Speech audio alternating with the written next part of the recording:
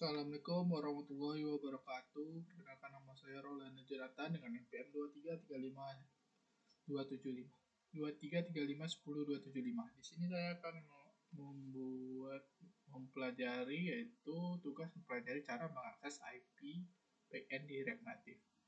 Nah, cara melakukan perintah IP di React Native menggunakan fetch IP. IP atau antarmuka pemrograman aplikasi adalah mekanisme penting bagi bisnis di semua industri. API memungkinkan pertukaran data yang aman antara dua sistem yang berbeda, seperti aplikasi web dan basis data. Bayangkan saat Anda menggunakan aplikasi seluler untuk memesan makanan dari restoran, menu restoran, harga, dan informasi pemesanan semuanya dapat disimpan dalam basis data yang dikelola oleh aplikasi backend. Agar aplikasi seluler dapat mengakses data, aplikasi harus mengirimkan permintaan IP ke aplikasi backend. Permintaan tersebut akan mencakup informasi seperti lokasi restoran, item menu, dan pesanan yang diinginkan.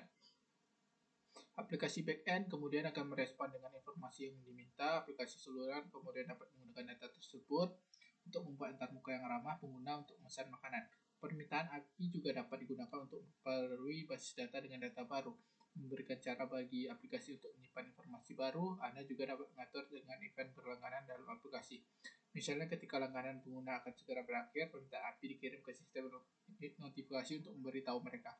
Dalam tutorial ini Anda akan mempelajari cara membuat permintaan GET, POST, DELETE ke IP di aplikasi React Native menggunakan efek API. Anda dapat mengakses kode tersebut dengan tutorial di sini. Menyiapkan aplikasi, buka Expo Snacks untuk menganalisis proyek React Native baru, lalu buka file app.js dan hapus isi. Dan mulailah dengan mengimport hook React, use-stats dan use efek dari React, serta komponen tag view dan style sheet dari React Native. Selanjutnya, definisikan fungsi komponen app di dalam badan fungsi. Kita atur status data menjadi array kosong, status loading menjadi true. Lalu untuk sementara kita kembalikan teks sederhana hello world.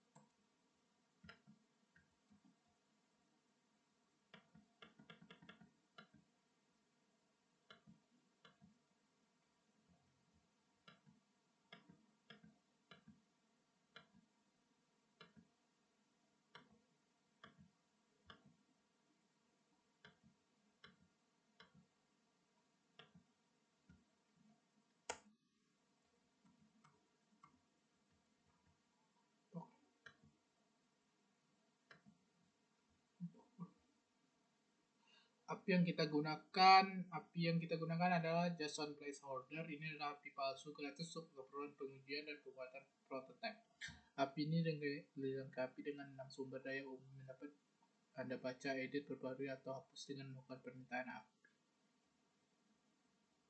Cara melakukan GET di React Native. Permintaan API GET adalah jenis permintaan API yang digunakan untuk mengambil data dari server. Permintaan dikirim melalui metode HTTP GET dan data dikembalikan dalam bentuk objek, JSON, atau XML. Mari kita buat permintaan GET di aplikasi React Native kita. Pertama, simpan URL yang ingin Anda minta ke dalam sebuah variabel. Tempelkan kode di bawah deklarasi variabel stats.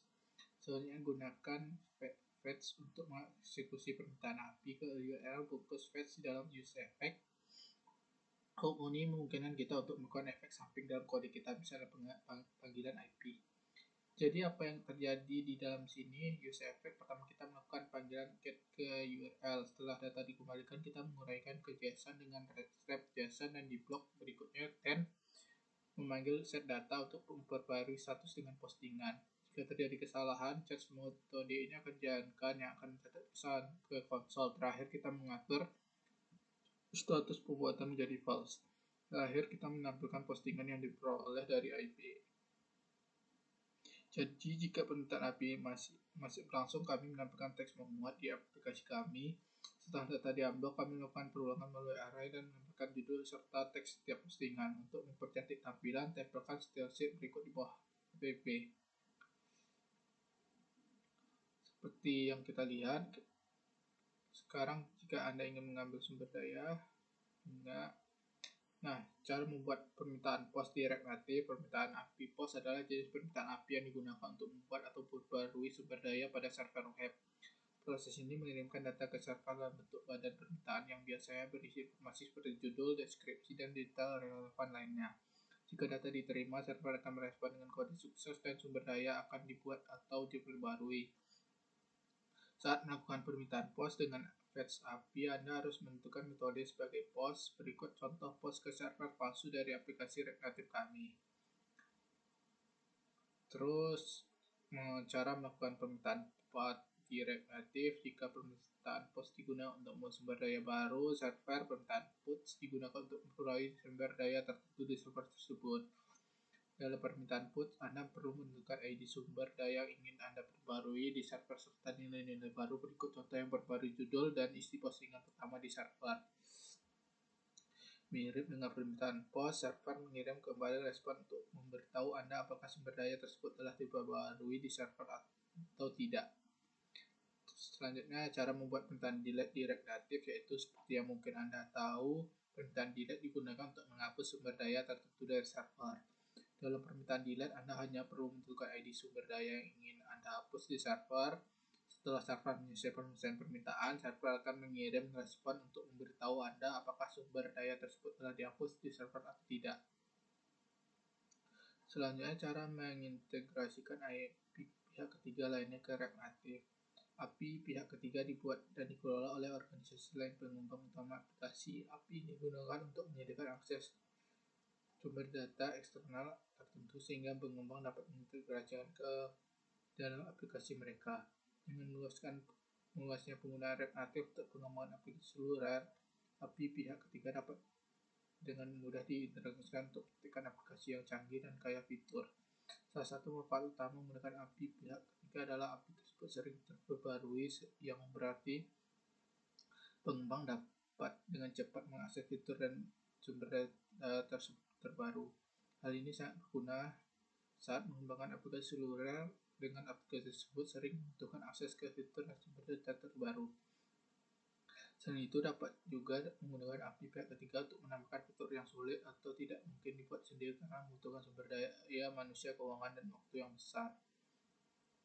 Kesimpulannya, tutorial ini memandu Anda melalui langkah-langkah pembuatan permintaan API di React Native menggunakan pustaka fetch bawaan. Nah, sekian learn atau pembacaan tentang cara mengakses API backend di React Native. Apabila ada kekurangan dan kesalahan, saya mohon maaf. Assalamualaikum warahmatullahi wabarakatuh.